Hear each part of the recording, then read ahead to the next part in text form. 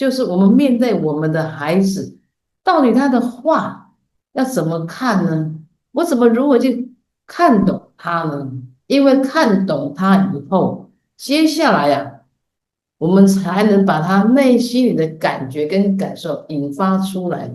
这个就是今天交流的目的。我们把孩子内心的世界给引诱出来，那他又借由笔或是任何媒材来画画，你知道这个多重要吗？因为表示他心灵上不会空虚，而充满了什么活力感嘛。那这个时候，他有的充实感跟活力感后，他学习任何东西说有所思考。各位，现在因为山西的时代，目前啊，普遍来讲，孩子所遇到的问题就是不愿意思考。不愿意思考的原因，就出在他的习性，或者说我们大人带领他的方式不恰当。时代之下有一大的问题，这个就是一个很大的问题。你要看懂孩子的话，他的心智成长，你不了解，那你怎么拿捏啊？那是不可能的事情。我们要知道啊，这个时代背景之下，有很多啊幼儿园啊，或是一些什么单位啊，他们常常为了要迎合家长，真是常常闹笑话。我讲一个笑话给大家听。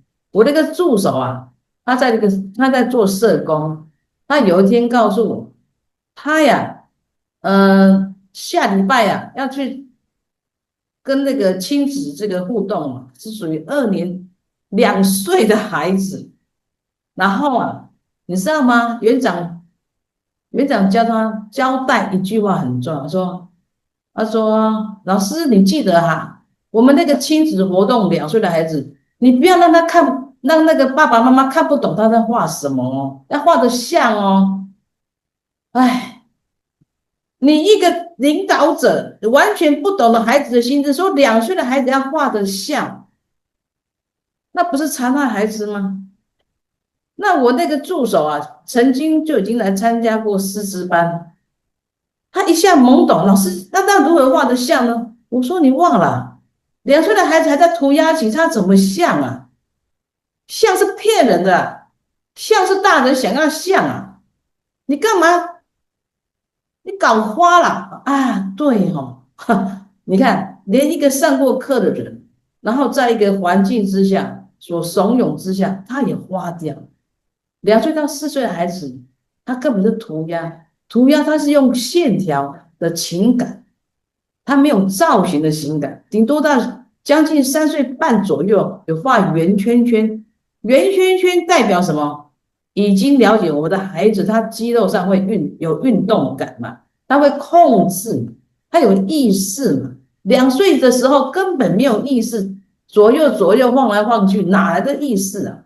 在3岁后才会慢慢有一个意识的活动，所以这个圆圈圈已经代表我孩子已经在思考中，思考这个世界。所谓的思考，是指他在运笔的思考哦，这样有理解吗？那等到一个4岁到6岁的时候，我们看一下图片，告诉我们那个橘子色的哦，前途是棋。这个时候，孩子已经会拿笔了啊，也会讲话。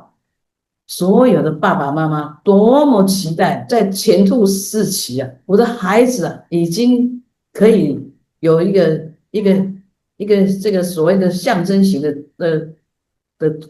运作，造型好像也看懂看不懂一样，可是可以表达出来。所以呢，一般来讲，我们不管是画室或是幼稚园哦，4岁到6岁是黄金阶段的。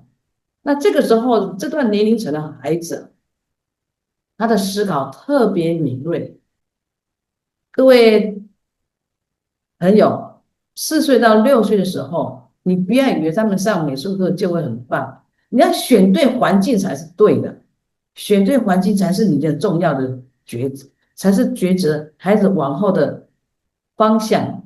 我们的孩子有创造力，他不见得是在画画中来表现，他在生活中一举一动，因为创作本身第一个就是观察嘛。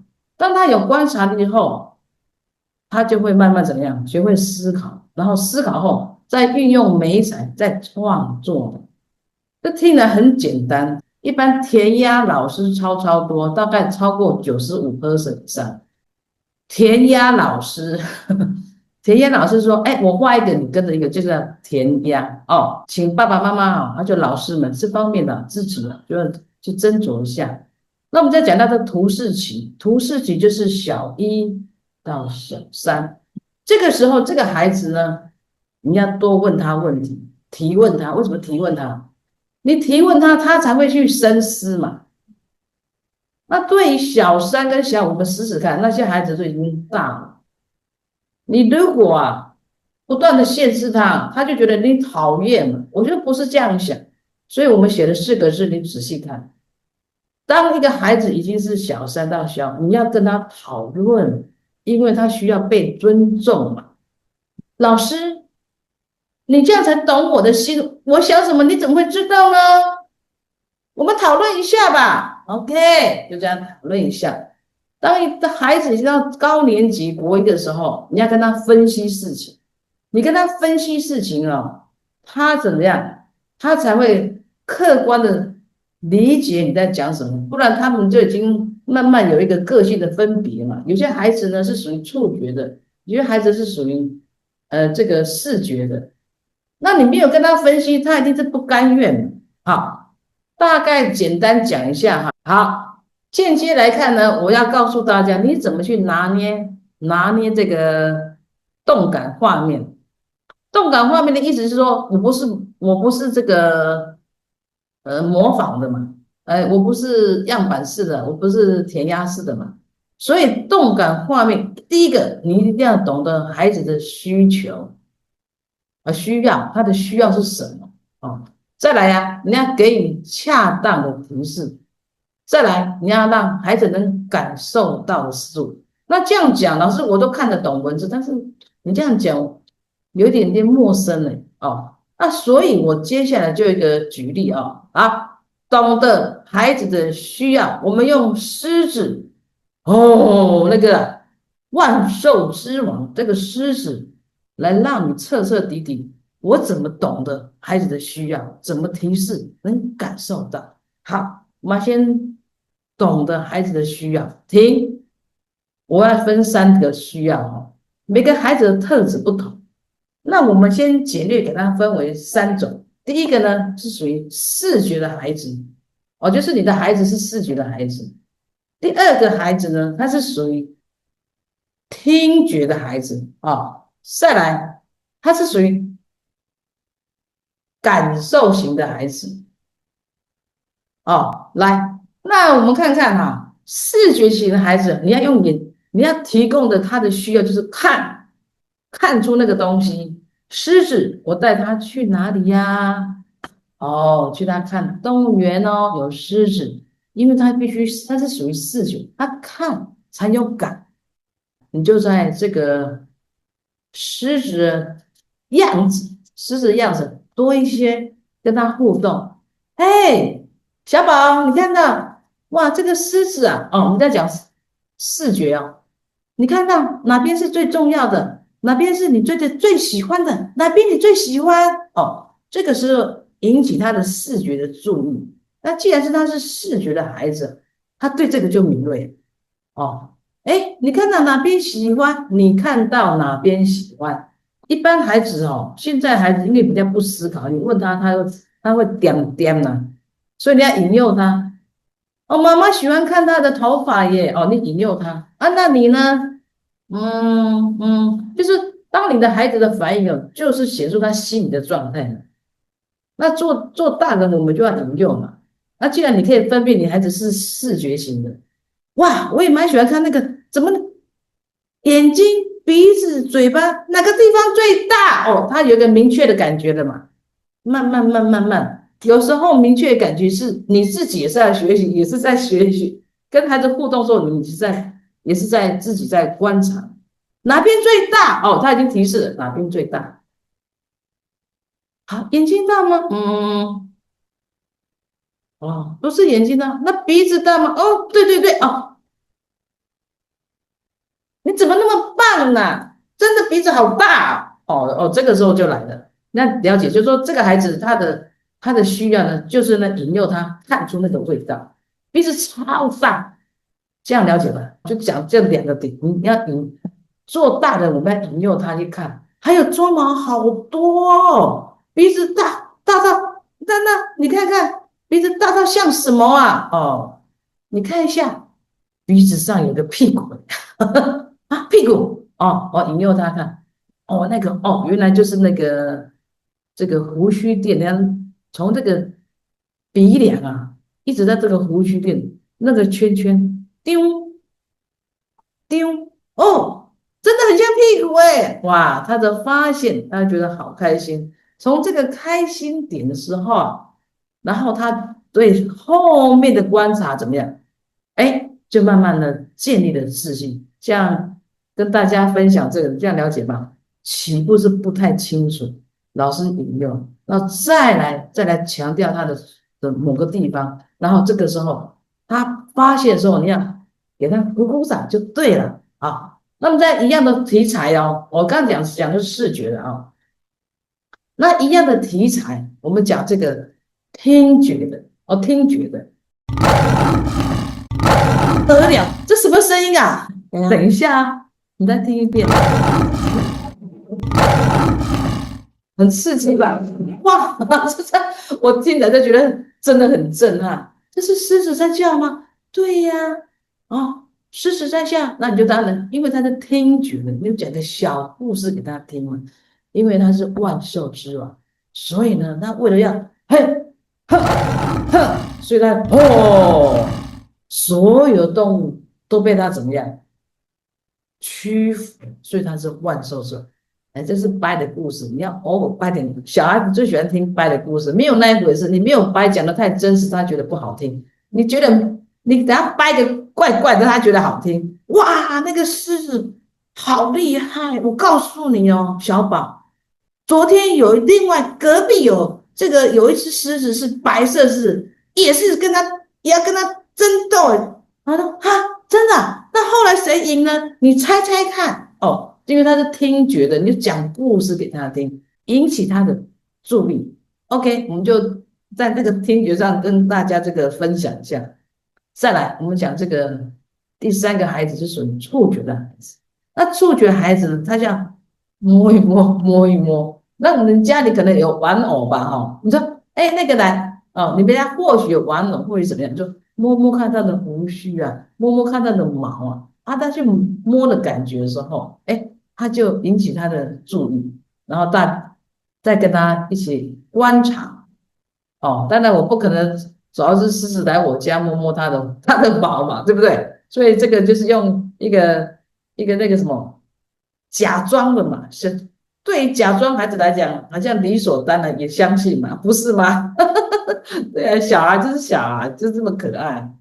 再来，我们已经把这个给予适当的提示，也刚才有借由这个狮子已经告诉大家了。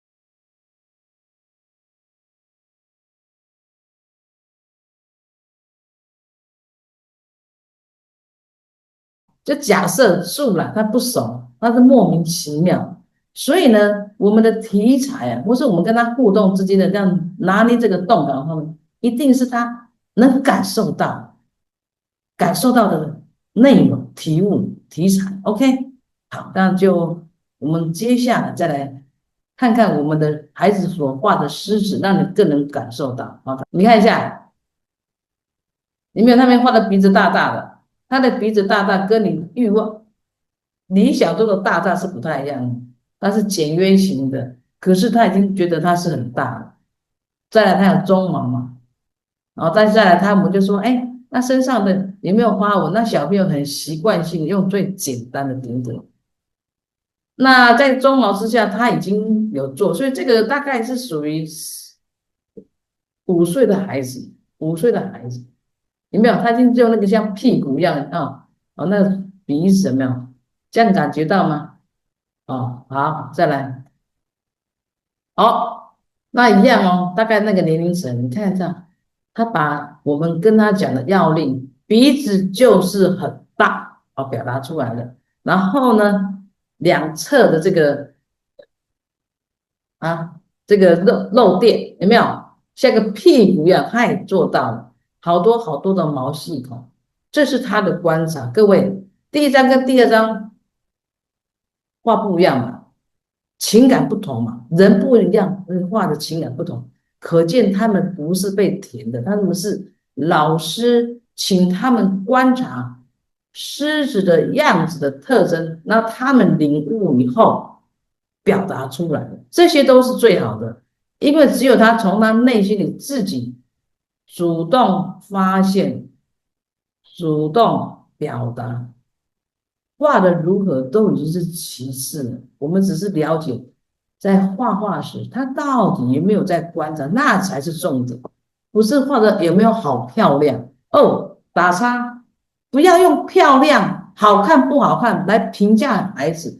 还有呢，最不好的状态是那个那个爸爸妈妈好大人很在旁边，哎呀，你怎么鼻子画这么小？怎么鼻子？他就干扰他的干扰他。我告诉你，你是好意，可是你是杀手啊，创意杀。你一讲，他觉得大人讲的都对，你知道他心里有多担心。后来他就变成一个没有自信的孩子，因为他不相信自己的眼，因为你一直在否认他。在画的时候，你一说，哎，你的眼睛太小，怎么没有眼白啊？鼻子怎么会这样子呢？怎么会这样子呢？画大一点呢？哦，拍谁？你觉得你是在指导他吗？你在指引他吗？可是用他的立场来讲，你是在否认他嘛？你在否认他。大家想想看，你平常有没有犯这个问题？我们不是故意的，也是不知道嘛。哦，现在希望我们再交流一下。你已经知道，真的孩子在创作、在画画的时候，你要相信他可以，不要中间做梗了。